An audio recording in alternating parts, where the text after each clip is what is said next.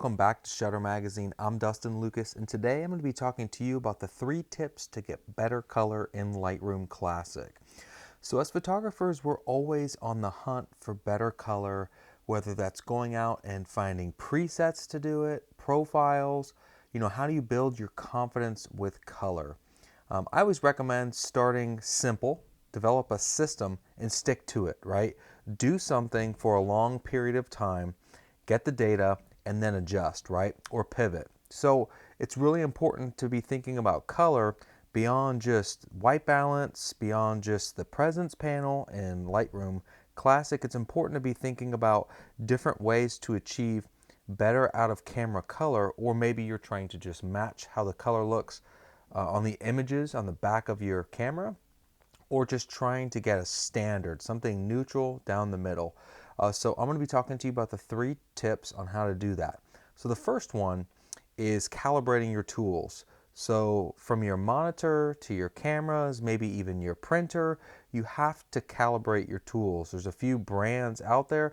The one that I'm going to focus on that I'm a little more familiar with is Datacolor. They have a color checker system. We'll get into that a little later. So calibrate your tools is tip number 1. Tip number 2 is going to be choosing the right color profile. So a lot of times maybe you're using Adobe Color or Adobe Standard, but there are third-party profiles out there. There are camera matching profiles. Try them out, see what fits for you.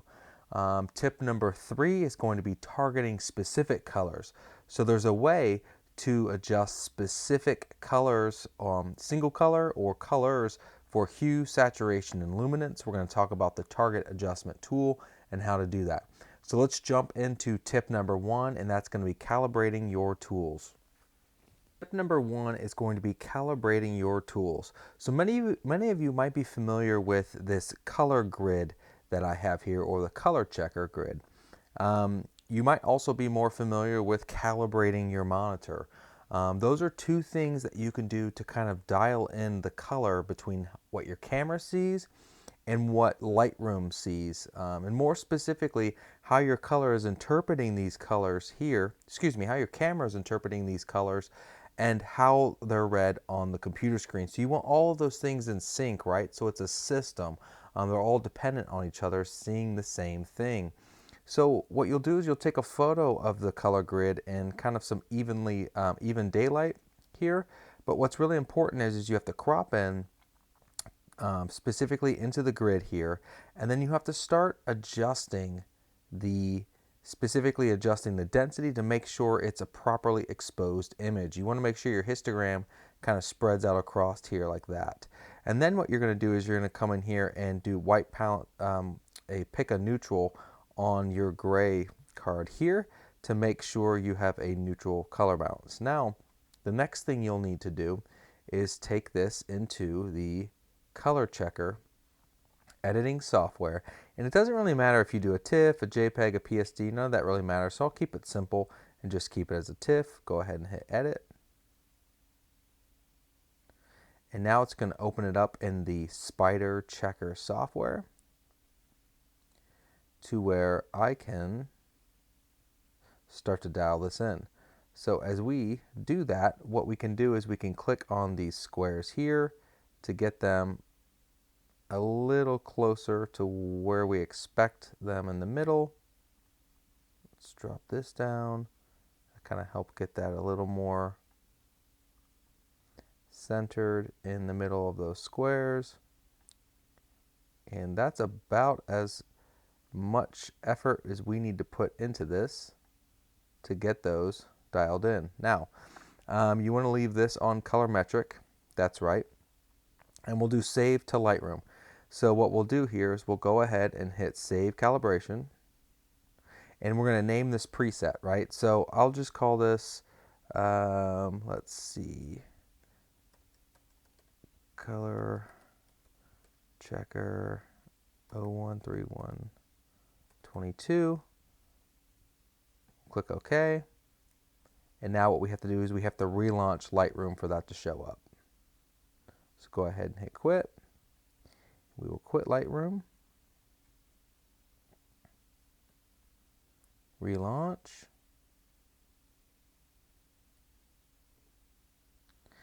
And once we go into our image here, it's already brought in our new preset. So what I'm going to do is I'm going to move this preset from user presets, which it's likely going to be, move it into my presets, right? And now I can choose that specific preset it just made. So we can bounce this back and forth and kind of see the difference here. Now, of course, on my before and after, this is the final edit. Let's go ahead and make sure we have, let's see here. I'm going to undo that and make sure we have a true before here. So let's go ahead and reset this. So my before image is a true before. And now we can apply that preset.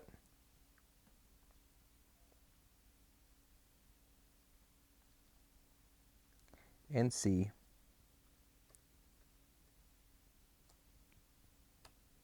before and after, right? Pretty subtle. Before, after, right? It's just kind of fixing some of those colors, taking some of the blues out, which is a pretty big part of what it's doing. But you notice too that it's Adobe Standard. Normally it comes in as Adobe Color, but that's completely normal. So this is how you get your color checker neutral. Now you'd want to take this in your studio setting or maybe have your clients hold it up as well, so that way you can truly get a neutral white balance on scene. But this is going to kind of help your camera get a little more neutral. And again, we can kind of zoom in here and do the after, before, and after. So now let's move on to tip number 2 and start testing out some different camera profiles other than Adobe Standard. Now we're moving on to tip number 2, and that's going to be camera profiles. So just as simply as it is that we applied a preset here and Adobe Standard is the profile of choice, we can now go in and start looking at different camera profiles. Now, in the profile browser, you tend to have a little more flexibility. Let me drag this over. In different options. And what's nice about the profile browsers is we can hover over these different options to preview what the profile is going to look like. And as you see, it almost applies this kind of tonal and color overlay, right, to our image. It's very important to apply the profile up front before we start color correcting and really editing this image, because it's really going to change the appearance of what we're looking at. So as you notice here, I have a favorites panel, and it's really simple to apply, add favorites to that panel. You just star the upper right corner and it'll add it to this list. This list is also the same one that's going to drop down default when you click here. But going into the profile browser, you have a little more access here to look at the different profiles. So breaking this down real quick, you'll notice that you have favorites, Adobe Raw, camera matching, profiles, user. These are custom ones, and then more custom that are provided by Lightroom. So with the Adobe Raw, these are your standard Adobe Color Managed profiles, and you're typically used to Adobe Color and also Adobe Standard. And you see the difference between Adobe Color and Adobe Standard. It's pretty subtle, much more saturated and contrasty, a little more flat. My left here image is the Adobe Standard profile, just so you can see the difference. But Adobe Vivid, I'm not a real big fan of the Adobe profile, so I'm going to go ahead and drop those down. Now the color matching ones are interesting. So depending on your camera's manufacturer, so I'm shooting with a Sony camera, so my profiles are probably going to be different for, well, definitely different for you if you're a Nikon or Canon or Fuji shooter. You'd have camera profiles specific to your manufacturer, but in these different profiles, they're pretty heavy-handed. I mean, I don't find that most of these are very useful. Standard's okay. It just really kind of makes the skin look red and not very pleasing. Neutral's really desaturated and odd. Landscape is heavy. Light is just a lot brighter, deep, and clear. So these profiles, in my opinion, just don't work well with what we're looking at. Now, of course, if I want to come in here and let me fix this, and I want to fix the density, which I think is something that would help us too, I can go in here and hold shift, double click on whites, double click on black to make sure density is good in this image. Maybe lift the shadows just a little bit so that way we can have a little more flexibility in the color. Let's go ahead and throw that to the left so the left has that as well. Now as we're going through these profiles, we might get a little better sense of what we want to apply. So as you see the real big difference between landscape and color profile, or Adobe Color, Adobe Neutral, I mean that just looks terrible. Adobe Standard. So let's drop down past the camera matching and profiles and look at the third-party profiles. So these are ones that I've purchased personally, and the two that the three that I'm most familiar with are the Visco profiles, the Develop profiles, and the Color Fidelity. And now in no specific order, they're just done alphabetically. I have most experience with the Develop profiles, which are pretty decent overall. Let's see if we can get that zoomed in a little bit further. 100%. Now the Develop profile, as you can kind of see, it evens the face out. It's not as bright on the face as the Adobe profile. It kind of, fixes the colors a little bit. Almost adds a little bit of a green hue to the image, which is interesting. Very subtle, but maybe that's just something to counter skin tones. But overall, it's not a bad profile. Let's Develop X. There's the Develop 2 and the Develop 3, all kind of look the same. And there's also Develop Film.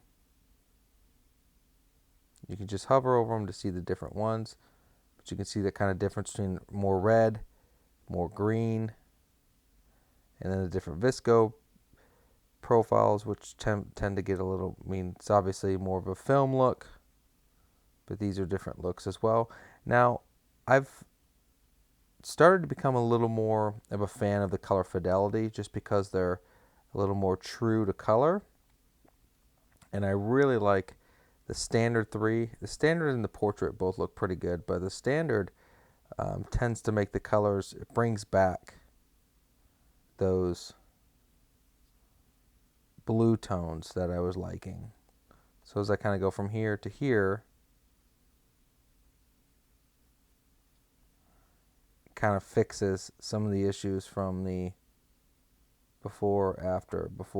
So as you noticed here, the difference in the color with the Adobe profile and with this one, just a little more saturated, fills in the color a little bit better. Also the same for the faces. You can see here, this is after, before, after, before, after. I think it does a little bit better with color overall. Now I haven't done any white balance. I haven't done anything else besides that. But this is where I'm going to land for my tip number 2. Now profiles are a very preferential adjustment, so you don't have to choose, you don't have to go out and buy your own. You can use the ones that are supplied with Lightroom itself. If you ask me, if you're looking for the out-of-the-box option, I think Adobe Standard tends to be a little bit of a safer option, and then you can always adjust your tonal sliders to make it a little less flat overall. But that's where I landed with the Color Fidelity Standard 3. On to tip number 3 is going to be the target adjustment tools. So you can access the target adjustment tool up in the tool panel in the top menu bar, and you have the different hue, saturation, and luminance.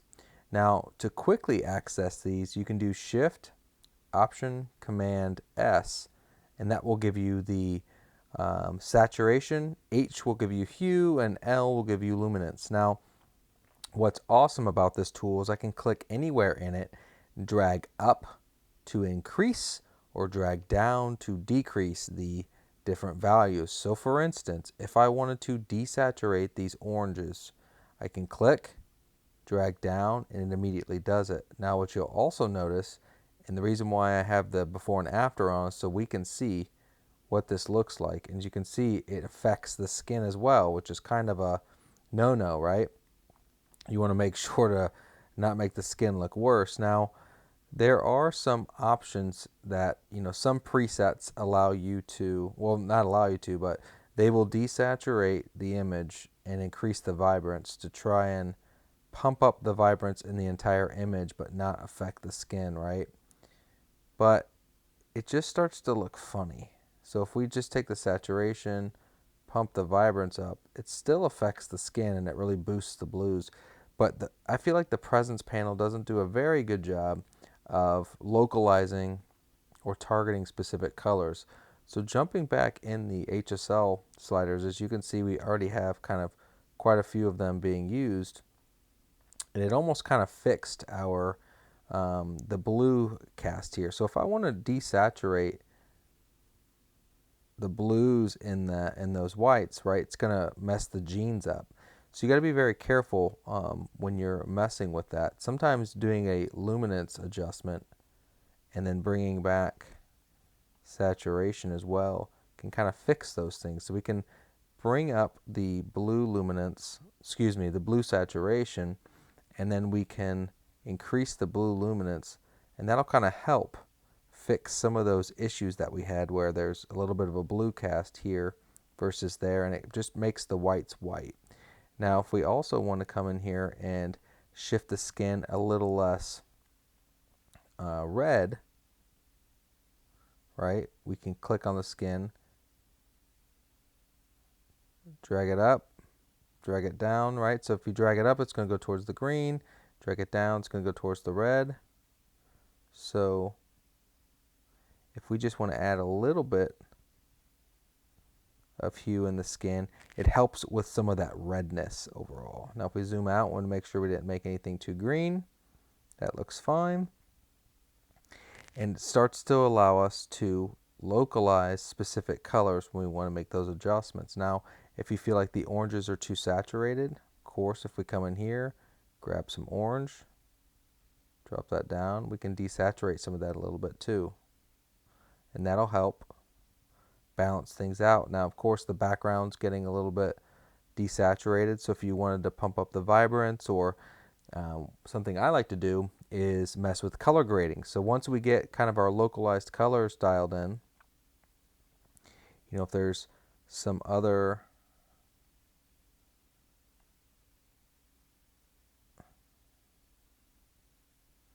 don't really want to mess with that. We leave that alone. I don't think there's really any other colors that I want to mess with in this image. I think everything looks fine. And what we could do now is run into the color grading tool. Now the color grading tool is going to allow us to take the shadows and midtones and we can warm them up. So we have a lot of warm tones in the highlights, but the shadows seem to just kind of look cool overall. So what we can do is start with the midtones, and we can adjust the hue so it's in the more warm part of the color wheel here, and we can toggle this on and off, and as you can see, it just adds a warmth overall to the midtones. Maybe it's a little too heavy, so we can drop saturation. Saturation is going to be our amount, so let's just add a little bit in there, nothing too crazy. Toggle it on, toggle it off. We can just do single image.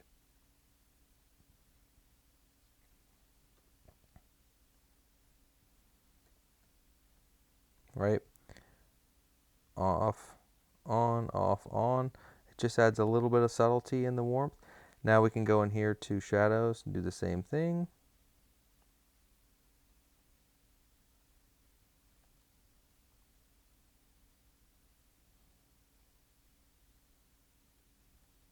And this is something if we don't want to warm up the whole image, but we just want to affect specific tonal regions, that's exactly what the color grading tool is for. Just will help us fix those things. And you can isolate specific tones. Now obviously if you wanted to do some split toning and you want to make the shadows cooler and the highlights warmer, you can. But here I'd want to just kind of subtly control each of the tones. So you can see how cool it is right here. And I turn this back on and it just gets warmer. Now we can really increase that. I don't need to go that high. I don't even think highlights need any boost in warmth. We can add a little more into the shadows. Yeah, that's a little much. Same goes for the midtones. And I also like that you can bring up the luminance just a little bit in the midtones as well to give it a little bit of a boost.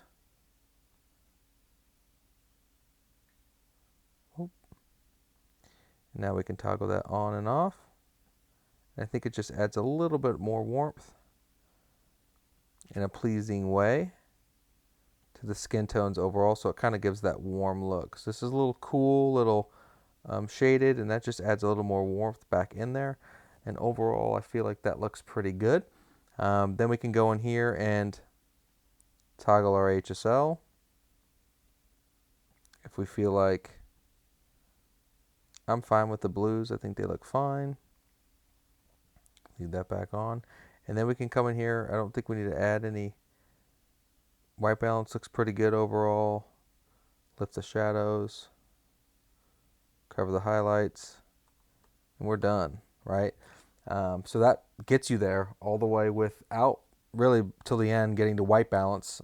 We covered that with all three of those tips. Of the 3 tips to getting better color, and hopefully you learned different ways to manipulate colors, right? So tip number 1 is going to be calibrating your tools, more specifically using the data color checker, the spider checker, to get your camera calibrated, as well as you'd want to calibrate your monitor. Didn't go through that in this tutorial, but something to look out for in the future. You got to get calibrated. Tip number 2, camera profiles, right?